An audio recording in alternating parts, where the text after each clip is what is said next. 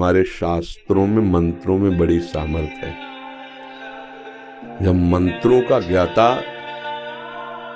उस श्री विग्रह में भगवान का आवाहन वेद मंत्रों से, वेद किसी के द्वारा रचित नहीं है, ये अपौरुषेय है, स्वयं भगवान वेद के रूप में प्रकाशित है।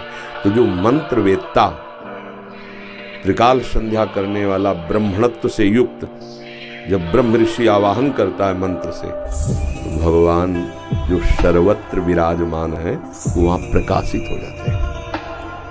हृदय में भगवान सबके विराजमान है ना, पर प्रकाशित तो नहीं है ना। जहां मंत्र जपे आप, हृदय में भगवान प्रकट हो जाते हैं, मंत्र का प्रभाव।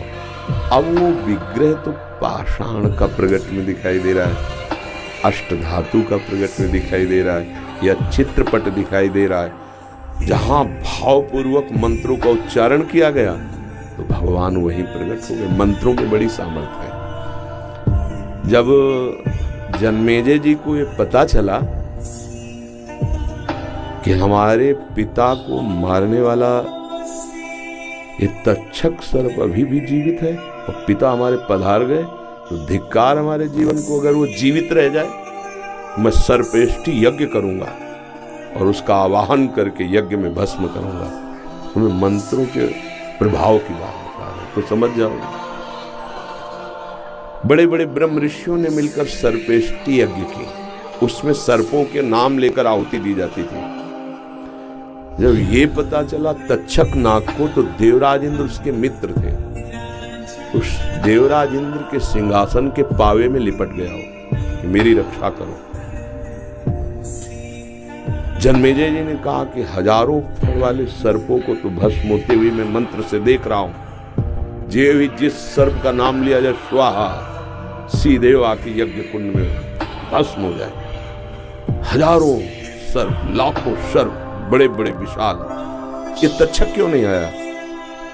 तो उनका महाराज तक्षक इसलिए नहीं आ सकता कि देवराज इंद्र के सिंहासन के पावे में लिपटा है।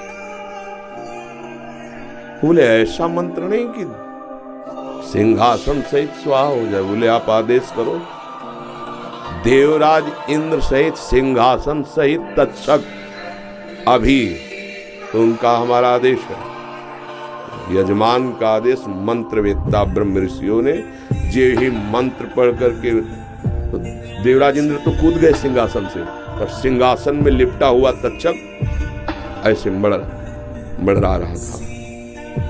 आस्तिक नाम के जो एक ब्रह्म ऋषि हुए, भांजे थे वासुकी नाग के, उन्होंने देखा कि तक्षक चित्कार मार रहा है, तो भांजे थे सर्पों के, तत्काल उन्होंने कहा तिष्ठ तिष्ठ, वही रोक दिया और जन्मेजय जी से कहा कि मैं भिक्षा मांगने आया हूं यज्ञ में, और मांगने वाले को यज्ञ में ना नहीं कहा जाता, ये आहुति मुझे प्रदान कर दो।